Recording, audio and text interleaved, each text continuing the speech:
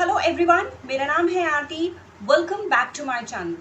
दोस्तों, आज का जो वीडियो है वो बच्चों से रिलेटेड है। वो चाइल्ड केयर सीरीज का एक बहुत अहम पॉइंट है जो आज मैं आप लोगों के साथ डिस्कस करने वाली हूँ। साथ ही कुछ ऐसे एक्सपीरियंसेस जो मैंने अपनी बेबी को लेकर फेस किए हैं, और वो टॉपिक है कॉन्स्टिपेशन। कॉन्स्टिपेशन मुझे भी ऐसा लगता था कि यार ये थोड़ा हल्के में मैंने लिया, और हमें नहीं पता था कि ये इतना सीरियस, ये इतना विकराल जो है वो परिस्थिति बन जाएगी। मैं अपने एक्सपीरियंस जो है अपनी बेबी को लेकर, जो भी था कॉन्स्टिपेशन को लेकर, वो लेटर इस वीडियो के लेटर पार्ट में मैं बताऊंगी। बट पहले मैं कुछ ऐसी खास चीज़ें आप लोग के साथ शेयर करना चाहूँगी जो मेरे ख्याल से जिसके लिए आप ये वीडियो देख रहे हैं। कुछ क्वेश्चंस हैं। बहुत मेहनत की है मैंने इस टॉपिक पे अपने एक्सपीरियंस के साथ। ज़्यादातर जो क्वेश्चंस पेरेंट्स को होते हैं कॉन्स्टिपेशन को लेकर, उसे मैंने नोट डाउन किया है, और पॉइंट टू पॉइंट मैं उन चीज़ों पे बात करूँगी। बेसिकली पेरेंट्स का एक मेन सवाल पहले ये होता है कि ये कितना कॉमन है, ये प्रॉब्लम कॉन्स्टिपेशन का प्रॉब्लम बच्चों में कितना कॉमन है। तो ये बहुत कॉमन है, ये बहुत सारे बच्चों को होता है। पहले जब मैं यही सवाल अपने डॉक्टर से, अपने बच्चे के पीडियाट्रिशियन से पूछती थी, तो वो ये कहते थे अरे बहुत बच्चों को होता है। तो मैं सोचती थी शायद मेरे दिल को दिलासा देने के लिए बोल रहे होंगे, बट ये रियलिटी है, ये बहुत से बच्चों को होता है। ख़ास तौर से उन बच्चों को जो 6 महीने पार करके जो अभी फूड, जो सॉलिड फूड है वो लेना शुरू कर चुके हैं। इसके पीछे की एक मेन वजह ये है कि जो बच्चे ब्रेस्ट फीडिंग पे होते हैं, ब्रेस्ट फीडिंग पे माँ के दूध पर प्योरली होते हैं, तो माँ के दूध में कुछ ऐसे तत्व होते हैं जो उनके पॉटी को सॉफ्ट करता है। पर जैसे बच्चे माँ का दूध छोड़ते हैं या माँ के दूध कम होता है और बच्चे सॉलिड फूड पे आते हैं, तो ये कॉन्स्टिपेशन का इशू ज़्यादातर बच्चों को देखने के लिए मिलता है, पहली वजह। तो ये कॉमन है, काफ़ी प्रॉब्लम है। दूसरा सवाल जो अक्सर पेरेंट्स को होता है कि क्या रीज़न है इसके पीछे। एक रीज़न तो मैंने ये बताया कि माँ का दूध छूटने पर जो है वो कई सारे बच्चों को ये होता है। लेकिन इस चीज़ से उभरने के लिए हमें कुछ चीज़ों का ध्यान देना बहुत ज़रूरी है। जैसे कि आज का जो दौर है वो हम छोटे छोटे घरों में रहते हैं, मतलब गांव जैसे इलाकों में तो हम नहीं रहते हैं, जहाँ पे बच्चे ज़्यादातर एक तरह से पैक होते हैं, घर में ही खेलना कूदना होता है। पार्क भी जाते हैं तो थोड़े समय के लिए जाते हैं। माँ बाप पार्क लेके जाते हैं बच्चों को तो अपना फ़ोन में घुसे रहते हैं माँ बाप, और जो बच्चे हैं वो अपना जो खेलने मिलता है वो खेलते हैं। बच्चों की फिजिकल एक्टिविटी कम होने की वजह से, बच्चों के खाने में फाइबर की मात्रा कम होने की वजह से भी होता है। पानी की मात्रा कम होने की वजह से, मतलब लेस लिक्विड लेने की वजह से भी ये चीज़ होता है। और कुछ ऐसी चीज़ें हैं जैसे कि वेजिटेबल्स और फ्रूट्स कम खाना या न के बराबर खाना। तो ये कुछ वजह हैं जिसकी वजह से कॉन्स्टिपेशन की इश्यूज बहुत होती हैं बच्चों में। नेक्स्ट सवाल ये है कि इसे कैसे आप डील करेंगे। पानी कम पी रहा है तो भाई पानी या लिक्विड की मात्रा जो है वो हमें बढ़ानी होगी। जैसे कि प्लेन पानी कई सारे बच्चों को पीने में थोड़ी सी दिक्कत होती है, तो आप ग्लूकॉन डी रख सकते हैं घर में, टैंग वगैरह रख सकते हैं घर में, जो बच्चे को पसंद है।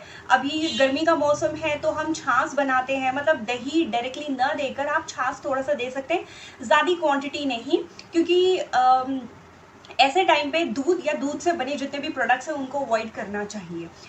तो बहुत से ऑप्शंस हैं। रूह अफ़ज़ा हो गया, आप घर पे रख सकते हैं, या कोई भी ऐसी चीज़ जो लिक्विड से बनी हो जो बच्चे को पसंद है, आप ज़्यादा से ज़्यादा उसको इंक्लूड करिए। बच्चे के साथ खेलते खेलते आप उसे पानी पिलाते रहिए। बच्चे के साथ अगर आप इन्वॉल्व होंगे तो बच्चा पानी पिएगा। तो पानी से ज़्यादा पीना, फाइबर रिच फूड्स खाना। अब उससे रिलेटेड मैं वीडियोज़ आपको फाइबर रिच फूड क्या क्या होते हैं, क्या इंक्लूड कर सकते हैं, मैं एक नेक्स्ट वीडियो में आप लोगों को इसके बारे में बताऊंगी। आगे है ज़्यादा से ज़्यादा फिजिकल एक्टिविटी बच्चे की होनी चाहिए। फ्रूट्स एंड वेजिटेबल्स पे ज़्यादा से ज़्यादा फोकस करें। आप कुछ भी बना रहे हैं, जैसे चीला, आप ज़्यादा से ज़्यादा कोशिश करिए बच्चा उसमें इंटरेस्ट ले। चीला एक ऐसी चीज़ होती है जिसमें आप वेजिटेबल्स भर भर के डाल सकते हैं। फ्रूट्स तो बच्चों को पसंद होते ही हैं।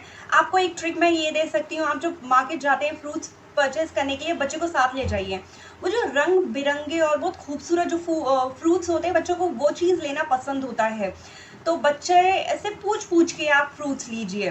या वेजिटेबल्स भी लीजिए, तो बिल्कुल पॉसिबल है बच्चा वो खाएगा। जैसे कि मेरे केस में ये चीज़ वर्क करती है, तो मैं आपको ये चीज़ सजेस्ट कर सकती हूँ। अब नेक्स्ट चीज़ है, अगर सीरियस कॉन्स्टिपेशन है तो फिर क्या उसका सोल्यूशन है।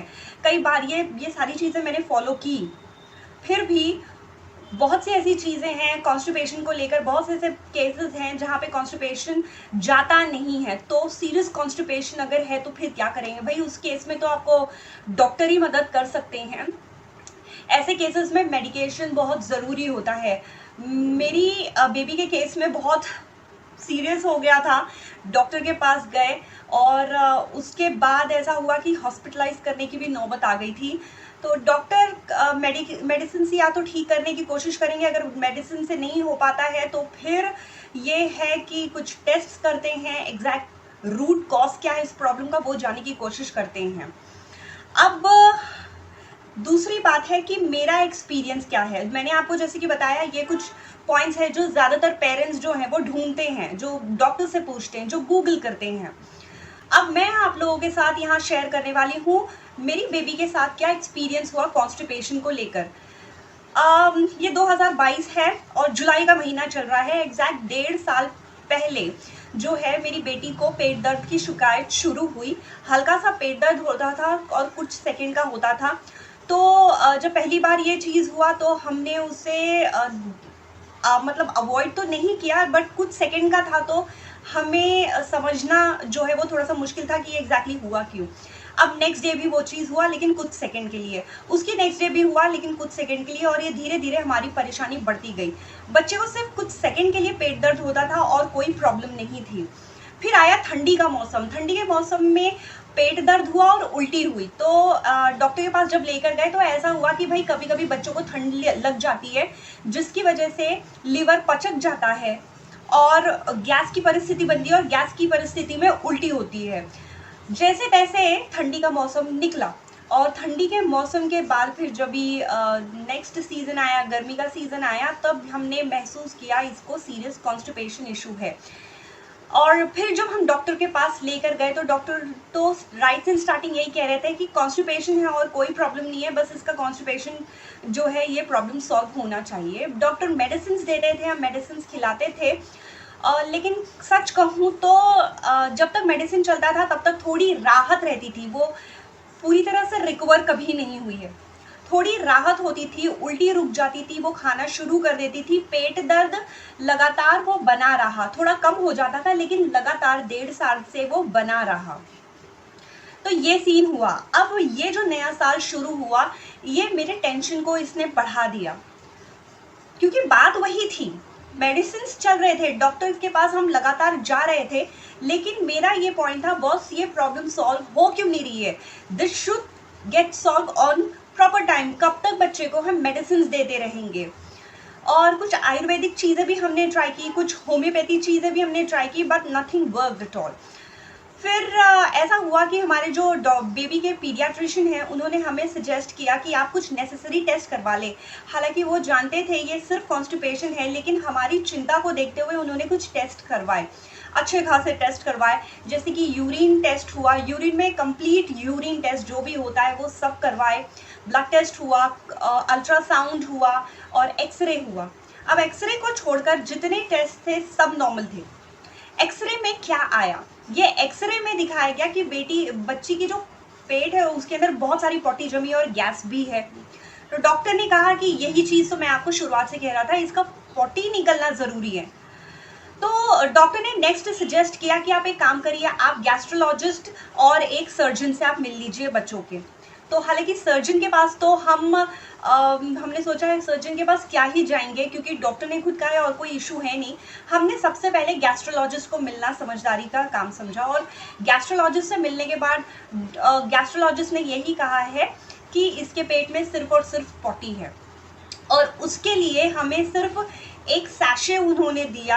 हालांकि मैं वो मेडिसिन का नाम नहीं बताना चाहूँगी, बिकॉज कई पेरेंट्स होते हैं जो खुद से इलाज करना शुरू करते हैं, which is not good at all. तो एक सैशे दिया है और एक बॉटल लिक्विड का दिया जो कॉन्स्टिपेशन से रिलीव करवाता है, और वो चीज़ वर्क करना शुरू किया। अब इस चीज़ को जब से हमने बेटी को देना शुरू किया है, धीरे धीरे अब मैं नोटिस कर रही हूँ उसकी पॉटी को कि वो जो पुरानी पॉटी है एकदम अलग तरीके की, पत्थर टाइप की, वो पतली हो के वो निकलती है। और मेरी बेटी के केस में भी ऐसा होता था। कई मैंने ऐसे कमेंट्स पढ़े हैं पेरेंट्स के कि जब तक मेडिसिन खाते हैं तब तक तो ठीक रहता है, लेकिन जैसे मेडिसिन बंद होता है वैसे बच्चे को वो प्रॉब्लम शुरू हो जाती है। कुछ बच्चे ऐसे होते हैं जो सो के उठते हैं और उनका पेट दर्द करता है, वो इसलिए करता है कि खाली पेट उनका पेट दर्द करता है, खाली पेट होने की वजह से दर्द करता है।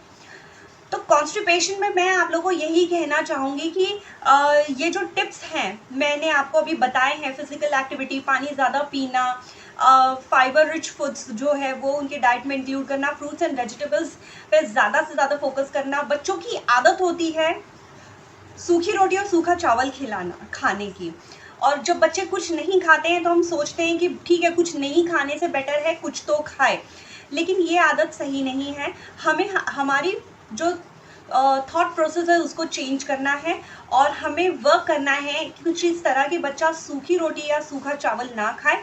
इसके अलावा फ्रूट्स, वेजिटेबल्स, पानी पीना, फाइबर रिच फूड्स खाना, ये सारी चीज़ें हम इंक्लूड कर सकते हैं। जब तक कॉन्स्टिपेशन है मिल्क और मिल्क रिलेटेड प्रोडक्ट्स को आप अवॉइड करें तो बेहतर है। सीरियस कॉन्स्टिपेशन इशू है तो आप डॉक्टर को दिखाएं, और डॉक्टर अगर नेसेसरी कुछ टेस्ट करता है तो वो बिल्कुल करें। एंड ट्रस्ट मी, ये प्रॉब्लम ज़रूर सॉल्व होगी। मेरे केस में अभी मेरी बेटी को फ़िलहाल कई दिनों से पेट दर्द की शिकायत तो बिल्कुल नहीं बता रही है, हालांकि उसकी दवाई फ़िलहाल चल रही है। अभी फ़िलहाल मैं ये करने वाली हूँ कि उसे एक बार फिर से मैं गैस्ट्रोलॉजिस्ट के पास लेकर जाऊँगी और उन्हें रिक्वेस्ट करूँगी एक टेस्ट और हो जाए, ताकि हम देख सकें कि एग्जैक्टली किस हद तक ये इस चीज़ से उसको रिलीफ मिला है, वो मेडिसिन किस हद तक जो है वो वर्क कर रहा है। क्योंकि ये जो प्रॉब्लम है, जैसे मैंने कहा 1.5 साल से है, तो अब 1.5 साल से बच्चा कुछ मेडिसिन खा रहा है। अब ऐसा ना हो कि उसको रिलीफ है, डॉक्टर ने मेडिसिन बंद कर दिया और फिर कुछ महीने बाद वो चीज़ दोबारा राइज हो जाए, तो वो चीज़ ना हो। उम्मीद करती हूँ कि आपको मेरे इस वीडियो से कुछ हेल्प मिला होगा।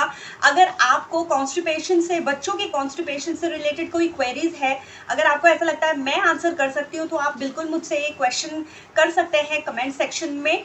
और इसी उम्मीद के साथ मैं आप लोगों से विदा लेना चाहूँगी। मिलती हूँ आपको नेक्स्ट वीडियो में, तब तक के लिए टेक केयर, बाय बाय।